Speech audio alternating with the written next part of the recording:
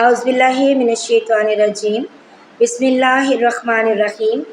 عبداللہ بن مسعود نے فرمایا کہ جب ہم نبی کریم صلی اللہ علیہ وآلہ وسلم کے پیچھے نماز پڑھتے تو کہتے سلام ہو جبرائیل اور میکائیل پر، سلام ہو فلاں اور فلاں پر، اللہ پر سلام۔ نبی کریم صلی اللہ علیہ وآلہ وسلم ایک روز ہماری طرف متوجہ ہوئے اور فرمایا اللہ تو خود سلام ہے، تم اللہ کو کیا سلام کرتے ہو؟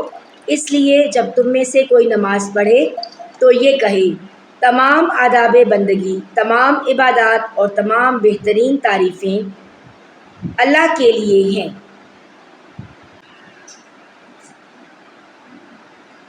آپ پر سلام ہو اے نبی، اور اللہ کی رحمتیں اور اس کی برکتیں ہم پر سلام، اور اللہ کے تمام صالح بندوں پر سلام۔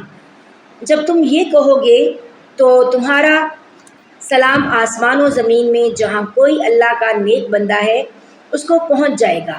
میں گواہی دیتا ہوں کہ اللہ کے سوا کوئی معبود نہیں، اور گواہی دیتا ہوں کہ محمد صلی اللہ علیہ وآلہ وسلم اس کے بندے اور رسول ہیں۔ صحیح بخاری حدیث نمبر 831۔ عروہ بن زبیر نے خبر دی، انہیں نبی کریم صلی اللہ علیہ وآلہ وسلم کی زوجہ محترمہ ام المومنین حضرت عائشہ رضی اللہ تعالیٰ عنہا نے خبر دی کہ رسول اللہ صلی اللہ علیہ وآلہ وسلم نماز میں یہ دعا پڑھتی تھی۔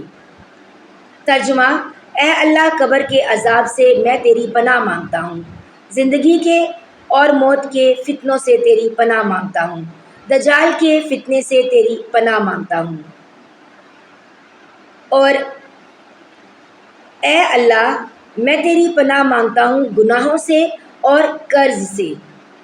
کسی یعنی ام المومنین حضرت عائشہ صدیقہ رضی اللہ تعالیٰ عنہا نے حضور صلی اللہ علیہ وآلہ وسلم سے عرض کی کہ آپ صلی اللہ علیہ وآلہ وسلم تو قرض سے بہت ہی زیادہ پناہ مانگتے ہیں۔ اس پر آپ صلی اللہ علیہ وآلہ وسلم نے فرمایا کہ جب کوئی مقروض ہو جائے تو وہ جھوٹ بولتا ہے اور وعدہ خلاف ہو جاتا ہے۔ صحیح بخاری حدیث نمبر 832۔ عروہ بن زبیر رضی اللہ تعالیٰ عنہ نے خبر دی کہ حضرت عائشہ صدیقہ رضی اللہ تعالیٰ عنہا نے کہا کہ میں نے رسول اللہ صلی اللہ علیہ وآلہ وسلم کو نماز میں دجال کے فتنے سے پناہ مانگتے سنا۔ صحیح بخاری حدیث نمبر 833۔ حضرت ابوبکر صدیق رضی اللہ تعالیٰ عنہ سے روایت ہے کہ انہوں نے رسول اللہ صلی اللہ علیہ وآلہ وسلم سے عرض کیا کہ آپ مجھے کوئی ایسی دعا سکھا دیجئے جسے میں نماز میں پڑھا کروں۔ آپ صلی اللہ علیہ وآلہ وسلم نے فرمایا کہ یہ دعا پڑھا کرو۔ ترجمہ: اے اللہ، میں نے اپنی جان پر گناہ کر کے بہت زیادہ ظلم کیا، پس گناہوں کو تیرے سوا کوئی دوسرا معاف نہیں کرنے والا، مجھے اپنے پاس سے بھرپور مغفرت عطا فرما اور مجھ پر رحم کر کہ مغفرت کرنے والا اور رحم کرنے والا بے شک و شبہ تو ہی ہے۔ صحیح بخاری حدیث نمبر 834۔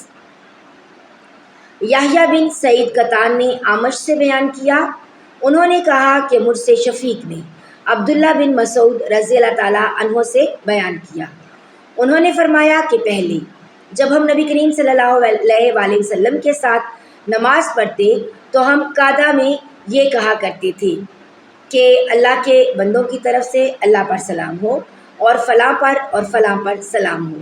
اس پر نبی کریم صلی اللہ علیہ وآلہ وسلم نے فرمایا کہ یہ نہ کہو کہ اللہ پر سلام ہو، کیونکہ اللہ تو خود سلام ہے۔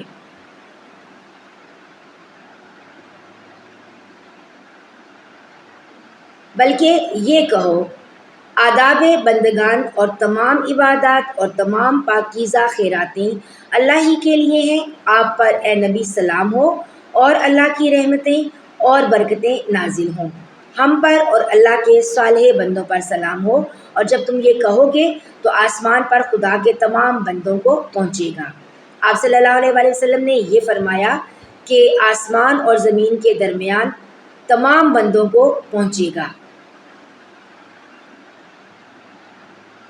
میں گواہی دیتا ہوں کہ اللہ کے سوا کوئی معبود نہیں، اور میں گواہی دیتا ہوں کہ حضرت محمد صلی اللہ علیہ وآلہ وسلم اس کے بندے اور رسول ہیں۔ اس کے بعد دعا کا اختیار ہے، جو اسے پسند ہو کرے۔ صحیح بخاری حدیث نمبر 835۔